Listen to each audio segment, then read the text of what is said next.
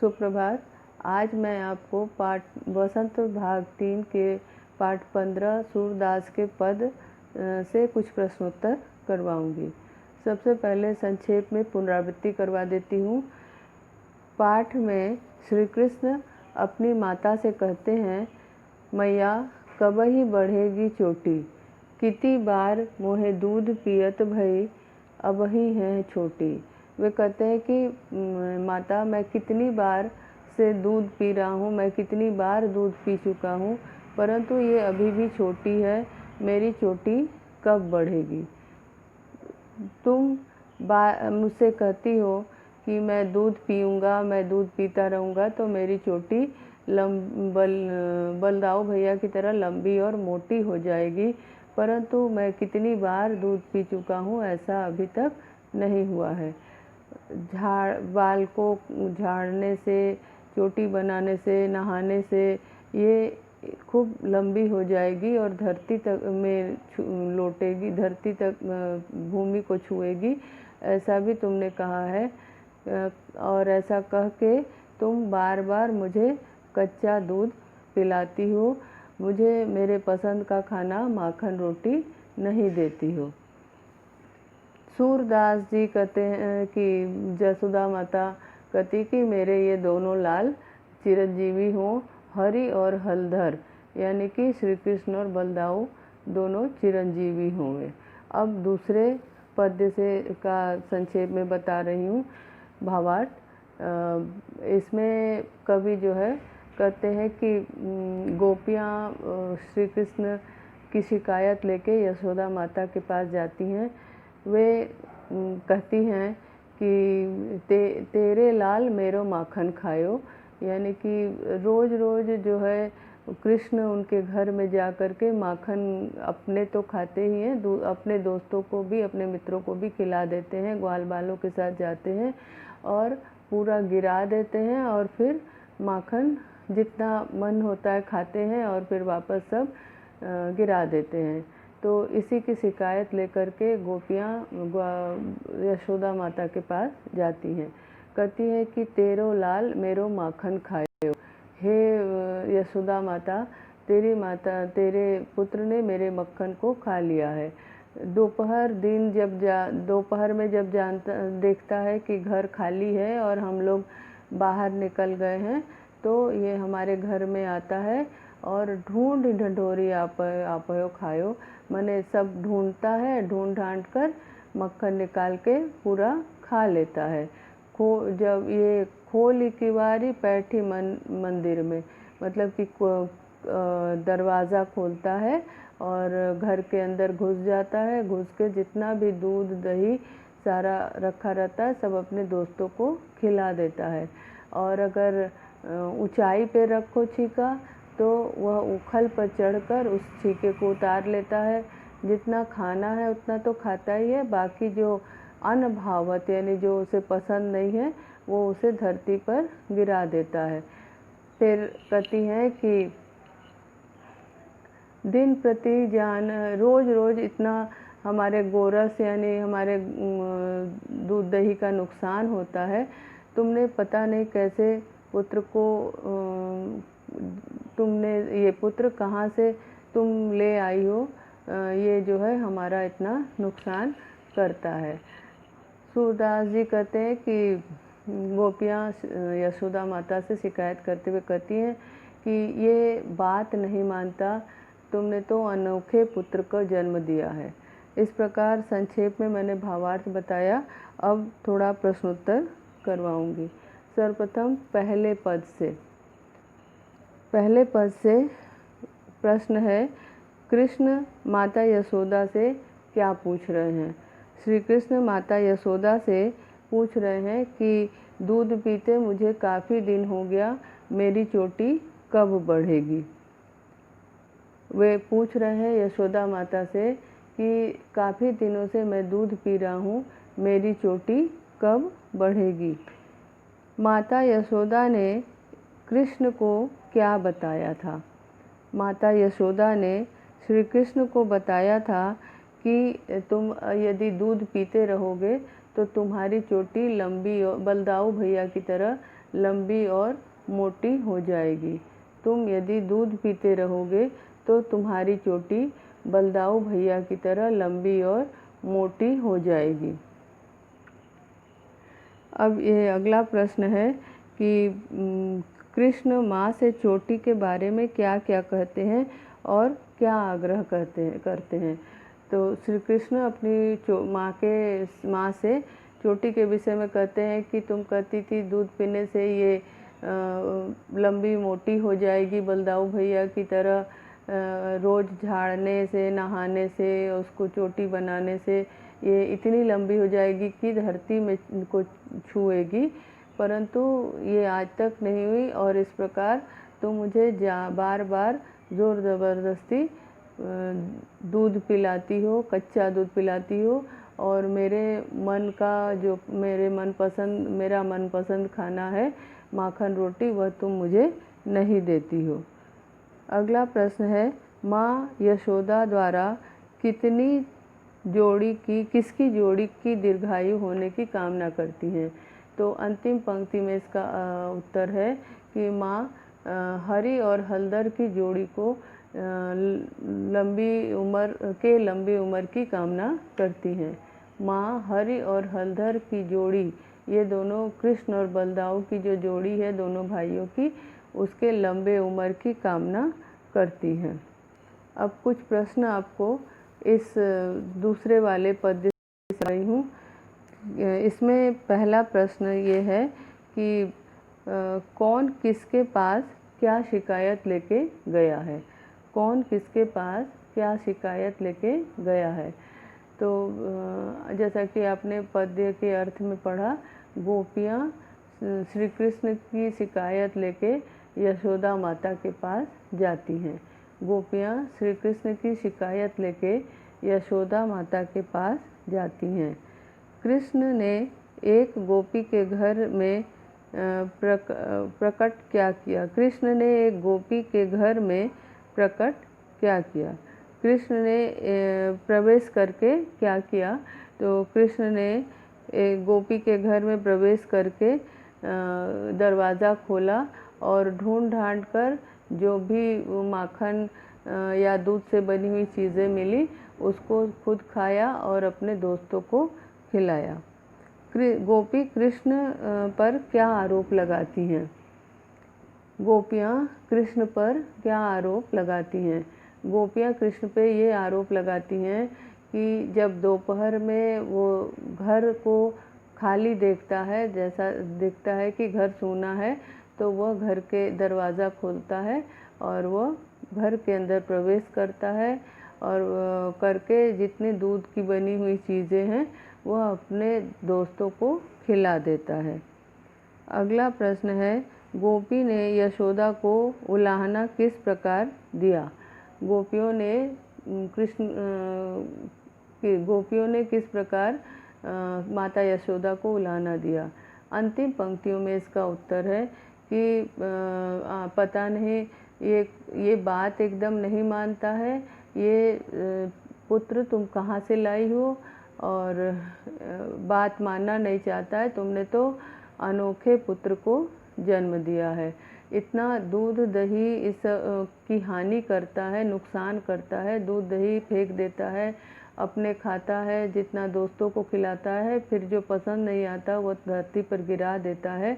ऐसे पुत्र को तुम कहाँ से लाई हो, ये तो बात ही नहीं मानता। ऐसे अनोखे पुत्र को तुमने जन्म दिया है। ये ऐसा पुत्र है जो एकदम बात नहीं मानता। इस अनोखे पुत्र को तुमने जन्म दिया है, ऐसा ये पुत्र है। इस प्रकार कुछ पुनरावृत्ति के प्रश्न में पाठ से कुछ प्रश्न आपको करवाती हूँ। पाठ के प्रश्न इस प्रकार हैं। पहला प्रश्न है, बालक श्री कृष्ण किस लोभ के कारण दूध पीने के लिए तैयार हुए। बालक श्री कृष्ण किस लोभ के कारण दूध पीने के लिए तैयार हुए। बालक श्री कृष्ण चोटी बढ़ने के लोभ के कारण दूध पीने को तैयार हो जाते हैं। बालक श्री कृष्ण चोटी बढ़ने के लोभ के कारण दूध पीने को तैयार हो जाते हैं। अब दूसरा प्रश्न है, श्री कृष्ण अपनी चोटी के विषय में क्या क्या सोच रहे हैं। श्री कृष्ण अपनी चोटी के विषय में क्या क्या सोच रहे हैं। श्री कृष्ण अपनी चोटी के विषय में ये सोचते हैं कि माता जो है लगातार दूध पीने को कहती है और कहती है कि दूध पीने से ये लंबी और मोटी हो जाएगी, परंतु और ये भी कहती है कि झाड़ने से, गूंथने से, नहाने से ये इतनी लंबी हो जाएगी कि धरती को छुएगी, परंतु आज भी ये नहीं बढ़ी, ये जितनी है उतनी ही रह गई। तीसरा प्रश्न है, दूध की तुलना में श्री कृष्ण कौन से खाद्य पदार्थ को अधिक पसंद करते हैं। तो जैसा कि पद में कहा गया है कि कांचो दूध पियावत पची पची, देत न माखन रोटी, यानी तुम कच्चा दूध पिलाती हो और जोर ज़बरदस्ती बार बार तुम मुझे कच्चा दूध पिलाती हो, मुझे माखन रोटी नहीं देती। इस पंक्ति से स्पष्ट है कि श्री कृष्ण माखन रोटी ही खाना ज़्यादा पसंद करते हैं। अब अगला है प्रश्न, तैही पूत अनोखो जायो, पंक्तियों में ग्वालन के मन के कौन से भाव मुखरित होते हैं। इन पंक्तियों से यशोदा ये कहती हैं गोपियाँ कि तुमने अनोखे पुत्र को जन्म दिया है। इन पंक्तियों के माध्यम से गांव की गोपियाँ जो हैं यशोदा माता को उलाहना देती हैं, शिकायत करती हैं। ये शिकायत का भाव इसमें मुखरित होता है। वे कहती है कि तुम कहाँ से इस बेटे को, इस पुत्र को तुमने जन्म दिया है, जो कि बात ही नहीं मानता, सारा जितना मन होता है खाता है, दोस्तों को खिलाता है, बाकी सब नुकसान कर देता है। ये शिकायत कर रही हैं, तो इसमें उनके उलाहना का भाव मुखरित होता है। अगला प्रश्न है, मक्खन चुराते और खाते समय श्री कृष्ण थोड़ा सा मक्खन बिखरा क्यों देते हैं। मक्खन खाते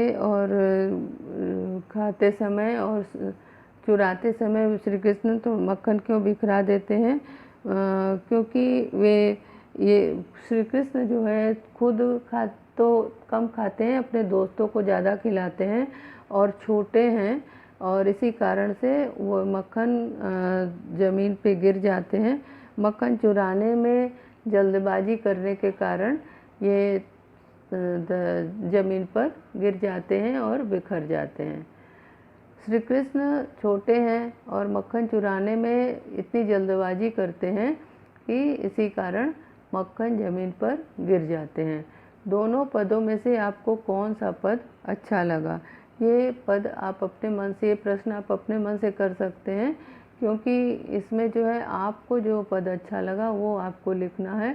वैसे मैं इसका उत्तर अपने तरफ से बताती हूँ कि मुझे पहला पद अच्छा लगा, क्योंकि बच्चे जो है वो बचपन में दूध पीना नहीं चाहते हैं, उनको माता बहुत मुश्किल से दूध पिलाती है और इस प्रकार वह उस बच्चे को, कृष्ण को भी माता फुसला करके, बहला करके दूध पिलाने का प्रयास करती हैं, और इसी कारण जो है मुझे ये पद अच्छा लगा, जो कि बाल सुलभ जो बच्चों का व्यवहार है बचपन में, वो एकदम सजीव हो उठता है।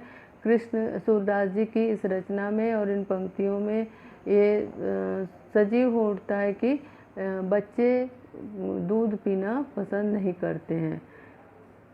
अब आपको अनुमान और कल्पना का प्रश्न करवा रही हूँ। दूसरे पद को पढ़कर बताइए कि आपके अनुसार उस समय कृष्ण की क्या उम्र रही होगी। दूसरे पद को पढ़कर आप ये बताइए कि कृष्ण की क्या उम्र रही होगी। तो दूसरे पद को पढ़कर ये प्रतीत होता है कि उस समय कृष्ण की उम्र लगभग 8 या 9 वर्ष की रही होगी, क्योंकि इतनी कम उम्र में ही बालक की लंबाई छोटी होती है, इसीलिए उखल पर चढ़कर छीके से मक्खन उतारना और दूध दही आदि बिखेरना, साथियों को खिलाना आदि का कार्य इस उम्र में ही बच्चे करते हैं, क्योंकि वे नासमझ होते हैं, नादान होते हैं। कृष्ण भी नादान है, अभी नासमझ है, और इस उम्र छोटी उम्र के कारण वे उनका हाथ ओखल पे नहीं, उनका हाथ छीके पे नहीं जाता है, इसीलिए वे ओखल पर चढ़ते हैं और ओखल पर चढ़ के वो दूध दही जो मटका होता है वो उतार लेते हैं, उतार करके और उसको फेंकते हैं, गिराते हैं, दोस्तों को खिलाते हैं। इस प्रकार ऐसा प्रतीत होता है कि उस समय उनकी उम्र मात्र 8 या 9 वर्ष की रही होगी। ऐसा हुआ हो कभी कि माँ के मना करने पर भी घर में उपलब्ध किसी स्वादिष्ट वस्तु की आपने चुपके चुपके थोड़ा बहुत खा लिया हो, और चोरी पकड़े जाने पर कोई बहाना भी बनाया हो। अपनी आप बीती की तुलना कृष्ण की बाल लीला से कीजिए। ये आप अपने जीवन की जो कोई ऐसी घटना हो जिसको आपने जिसका आपको जिसमें आपने इस प्रकार श्री कृष्ण की तरह चुरा के कुछ खाया हो, उसको स्वयं अपने अनुभव के आधार पर लिखेंगे। किसी ऐसी घटना के विषय में लिखिए जब किसी ने आपकी शिकायत की हो और फिर आपके किसी अभिभावक, माता पिता, बड़े भाई बहन इत्यादि ने आपको उत्तर मांगा हो। ये भी आप अपने अनुभव के आधार पर लिखेंगे।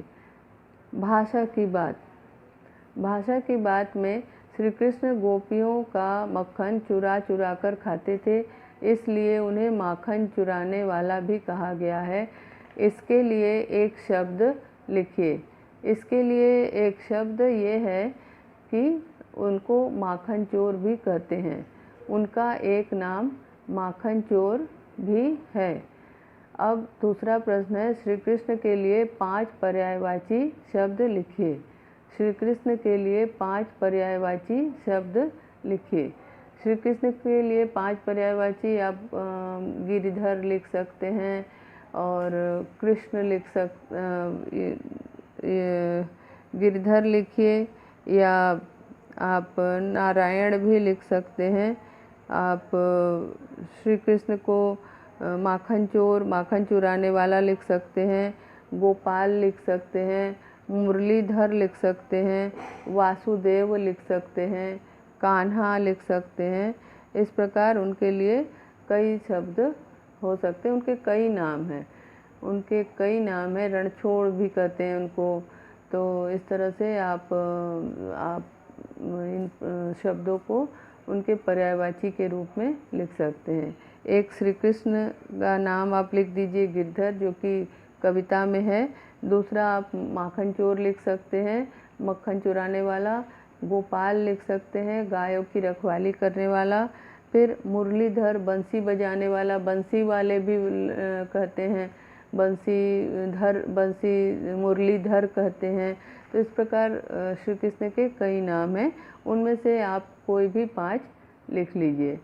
श्री कृष्ण के लिए 5, और इसके पश्चात जो है अगला प्रश्न है, कुछ परस्पर मिलते जुलते अर्थ वाले होते हैं, उन्हें पर्यायवाची कहते हैं, और कुछ विपरीत अर्थ वाले होते हैं, अर्थ वाले भी हैं।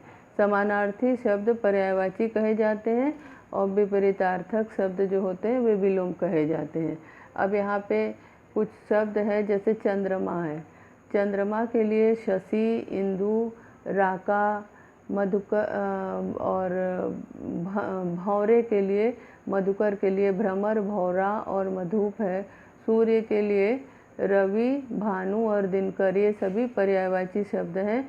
विपरीतार्थक में जैसे दिन का रात हो गया, और श्वेत का श्याम हो गया, शीत का उष्ण हो गया। अब पाठों से दोनों प्रकार के शब्दों को खोज कर लिखिए, ये कहा गया है। तो सबसे पहले माँ शब्द है मैया। मैया शब्द पाठ में आया है। माँ का आपकी पर्यायवाची आप लिख सकते हैं, माँ, माता, जननी, अम्बा आदि। फिर दूध आया है, दूध की पर्यायवाची लिख सकते हैं, दुग्ध, गोरस, पेय, पीयूष आदि। फिर भैया, भैया का भाई और तात, भाई और तात। फिर हरि, हरि का विष्णु बंदर, नारायण प्रभु परमात्मा। सूरज, सूरज की पर्यायवाची आप सूर्य, दिनकर, दिवाकर आदि लिख सकते हैं। सूर्य, दिनकर, दिवाकर आदि लिख सकते हैं। इस प्रकार अभी मंदिर शब्द है। मंदिर शब्द यानी कि मंदिर का आप लिख सकते हैं देवालय, ईश और देवालय, ईश और द्वार। देवालय, ईश द्वार। ईश द्वार माने भगवान का द्वार, देवालय यानी मंदिर। अगला है श्याम। श्याम की पर्यायवाची कृष्ण, कृष्ण और गिरधर। श्याम का गिरधर और कृष्ण। अब अब आपको कुछ पर्यायवाची शब्द बता रही हूँ पाठ से। जैसे कि मैया कब बढ़ेगी चोटी, तो बढ़ेगी शब्द की का विलोम बताती हूँ अब। तो बढ़ेगी का घटेगी। मोही, मोही शब्द है, मोही का विलोम हो जाएगा तो ही। छोटी, छोटी का विलोम हो जाएगा बड़ी। मोटी, मोटी का विलोम हो जाएगा पतली। दिन, दिन का विलोम हो जाएगा रात। इस प्रकार ये पाठ के प्रश्न हैं। अब पाठ से अलग, पाठ से इतर कोई प्रश्न थोड़ा सा करवा दे रही हूँ। सबसे पहले है कृष्ण माता से क्या पूछ रहे हैं। कृष्ण माता से क्या पूछ रहे हैं। कृष्ण माता से ये पूछ रहे हैं कि उनकी चोटी कब बढ़ेगी। कृष्ण माता से ये पूछ रहे हैं कि उनकी चोटी कब बढ़ेगी। इस पद की रचना किसने की। इस पद की रचना किसने की, यानी कि इस कविता को लिख के रचयिता कौन है। इस कविता के रचयिता हैं सूरदास। सूरदास किस काल के कवि हैं। सूरदास किस काल के कवि हैं। सूरदास भक्ति काल के कवि हैं। सूरदास भक्ति काल के कवि हैं। सूरदास कृष्ण को क्या खाना अच्छा लगता है कविता में किसका वर्णन किए कि उनको कौन सा खाना अच्छा लगता है। सूरदास जी ने क्या इसके बारे में क्या लिखा है। तो आपने पंक्तियाँ पढ़ी होंगी कि कांचो दूध पियावती, पची पची देती न माखन रोटी। तो श्री कृष्ण को माखन रोटी खाना पसंद है। गोपियाँ यशोदा माता से क्या शिकायत करती हैं। गोपियाँ यशोदा माता से क्या शिकायत करती हैं। गोपियाँ यशोदा माता से शिकायत करती हैं कि तुम्हारा बेटा मेरे घर में जब मेरा घर सूना होता है दोपहर में प्रवेश करता है और प्रवेश करके जितना दूध की बनी चीज़ें होती हैं उसको खाता है, दोस्तों को खिलाता है और बाकी जो मन नहीं जिसका जो खाने का मन नहीं करता उसे गिराकर नष्ट कर देता है। गोपी यशोदा से किसकी शिकायत करती हैं। गोपियाँ यशोदा से किसकी शिकायत करती हैं। गोपियाँ यशोदा से श्री कृष्ण की शिकायत करती हैं। गोपियाँ यशोदा से श्री कृष्ण की शिकायत करती हैं। अब अगला प्रश्न है कृष्ण किस समय गोपियों के घर मक्खन चुराने जाते हैं। कृष्ण किस समय गोपियों के घर मक्खन चुराने जाते हैं। कृष्ण दोपहर के समय, दोपहर के समय कृष्ण मक्खन चुराने जाते हैं। दोपहर के समय कृष्ण मक्खन चुराने जाते हैं। कृष्ण गोपियों के घर से कृष्ण गोपियों के घर से कहाँ से मक्खन चुराते हैं। कृष्ण गोपियों के घर से कहाँ से मक्खन चुराते हैं। कृष्ण गोपियों के घर से छीके से हांडी उतारते हैं और उससे मक्खन चुराते हैं। ओखल पे चढ़ के छीका उतारते हैं और छीके में जो माखन रखा रहता है, माखन की हांडी रखी रहती है, उससे वो मक्खन चुराते हैं। नागिन सी में कौन सा अलंकार है? नागिन सी में कौन सा अलंकार है? नागिन सी में उपमा अलंकार है। पढ़ाते समय आपको मैंने बताया था कि जब हम दो चीज़ों की तुलना करते हैं, किन्हीं दो चीज़ों की जब तुलना करते हैं तो वहाँ पे उपमा अलंकार होता है। तो और इसके लिए पहचान है सा, सी, से, जैसा, समान आदि। जब ये वाचक शब्दों का प्रयोग करते हैं तो उपमा अलंकार होता है। अब यहाँ पे देखिए नागिन सी, नागिन के समान, नागिन सी यानी कि नागिन के समान। तो तुलना की गई है नागिन के समान। चोटी की तुलना, चोटी उपमेय है और नागिन जो है वह उपमान है, यानी कि जो उदाहरण है वो उपमान होता है और जिसकी तुलना करते हैं वह उपमेय होता है। तो यहाँ पे चोटी की तुलना नागिन से की गई है, इसीलिए यहाँ पे उपमा अलंकार है। अब कुछ अन्य और भी लघु प्रश्न करवाती हूँ जिससे कि आपके पाठ की पुनरावृत्ति अच्छे से हो जाएगी। बालक श्री कृष्ण यशोदा माता से क्या पूछते हैं?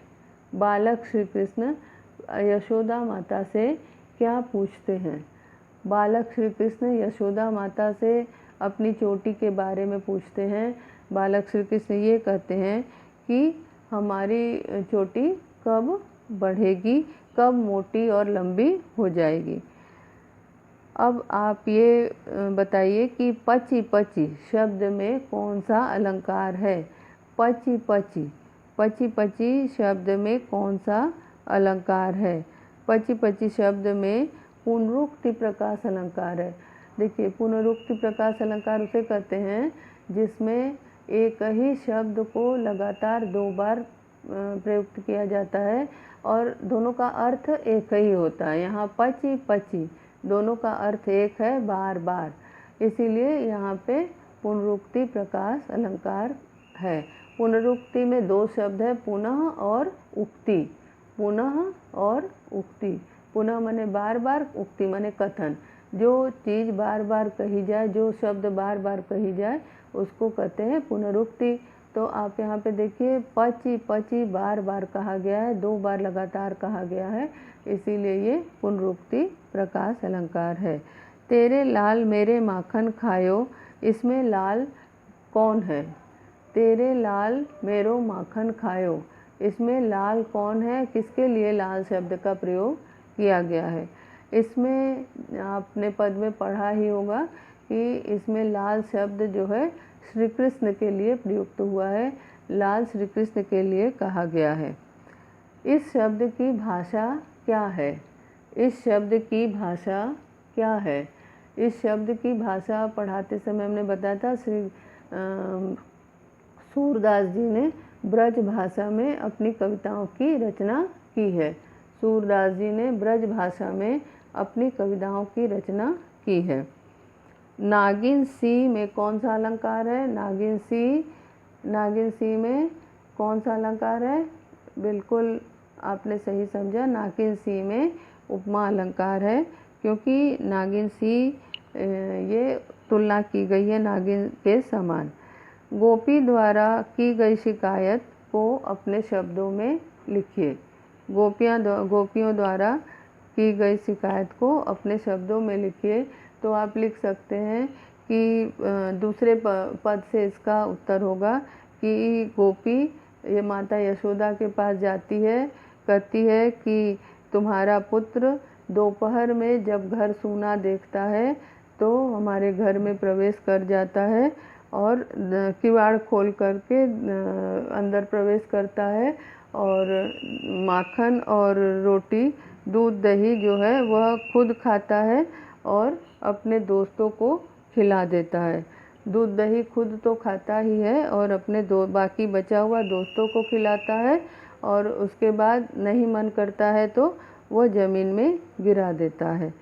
अब फिर उसके बाद इस प्रकार वह रोज़ रोज़ दूध दही का नुकसान करता है। दूध दही का जितना नुकसान वो करता है वह बहुत ही बुरा लगता है, इसीलिए वह शिकायत करने माता के पास जाती है। चोटी के न बढ़ने पर बालक श्री कृष्ण माता से क्या शिकायत करते हैं? चोटी के न बढ़ने पर बालक श्री कृष्ण माता से क्या शिकायत करते हैं? चोटी के न बढ़ने पर बालक श्री कृष्ण माता से शिकायत करते हैं कि मैया तुमने इतनी बार मुझे दूध पिलाया और बार बार तुम कहती हो कि दूध पीने से चोटी बड़ी लंबी हो जाएगी, बलदाऊ भैया की तरह लंबी और मोटी हो जाएगी, और बाल झाड़ने से, गूंथने से और लगातार मैं ये सारा कुछ करता हूँ और तुमने कहा था कि ये धरती में लौटने लगेगी, पर ऐसा अभी तक नहीं हुआ। ये अभी तक छोटी की छोटी है, ये न लंबी हो रही है, न नागिन के समान लौट रही है, न जमीन, न तो ये मोटी हो रही है। और तुम मुझे बार बार माखन रोटी खाने नहीं देती और बदले में तुम हमको चोटी के बहाने दूध पिलाती रहती हो। इस प्रकार वे अपने मन के कष्ट को वे बार बार अपने माता से कहते हैं। अब आपको जो है थोड़ा सा अन्य प्रश्न भी करवाती हूँ। श्री कृष्ण माता यशोदा पर गोपियाँ माता यशोदा पर क्या आरोप लगाती हैं? गोपियाँ माता यशोदा पर क्या आरोप लगाती हैं? गोपियाँ माता यशोदा पर यह आरोप लगाती हैं कि तुमने ऐसा पुत्र ये पुत्र कहाँ से लाई हो? तुमने इस अनोखे पुत्र को जन्म दिया है। कृष्ण किस समय गोपियों के घर गए? उन्हें वह समय क्यों उपयुक्त लगा? कृष्ण किस समय गोपियों के घर गए? उन्हें यह समय क्यों उपयुक्त लगा? कृष्ण दोपहर के समय गोपियों के घर गए। उन्हें ये समय इसलिए उपयुक्त लगा क्योंकि दोपहर के समय घर में कोई नहीं रहता है, घर सूना होता है और इस समय वे आराम से दोस्तों के साथ मनमानी कर सकते हैं। उनको कोई देखने वाला या मना करने वाला नहीं होगा। बालक श्री कृष्ण को किस बात पर आश्चर्य हो रहा है? बालक श्री कृष्ण को किस बात पर आश्चर्य हो रहा है? बालक श्री कृष्ण को इस बात पर आश्चर्य हो रहा है कि उनकी चोटी आज भी लंबी नहीं हो रही है, वो छोटी की छोटी ही बनी है। वो चोटी उनकी छोटी की छोटी बनी है, उनकी चोटी अभी भी लंबी नहीं हो रही है। बालक कृष्ण की भोली भाली बातों ने यशोदा के मन पर क्या प्रभाव डाला? कृष्ण की भोली भाली बातों ने यशोदा पर क्या प्रभाव डाला? कृष्ण की भोली भाली बातों ने यशोदा पर यह प्रभाव डाला कि वे जो है भाव विभोर हो जाती हैं और आशीर्वाद देती हैं, भगवान से कामना करती हैं कि हमारे हरि और हलधर की जोड़ी लंबी उम्र वाली हो। धन्यवाद। अभी आपने पूरी कविता पढ़ी। कविता में आपने देखे कृष्ण की बाल सुलभ चर्चाओं के बारे में आपने पढ़ी। कृष्ण अन्य बच्चों की तरह ही बचपन में दूध पीना नहीं पसंद करते हैं। शायद ऐसा आपको भी अनुभव हुआ होगा। आप इन पद को अच्छी तरह से दोहराइए और कठिन शब्दों को याद करिए और उनके अर्थ देखिए और उनके जो है हिंदी शब्दों को लिखने का अभ्यास करिए।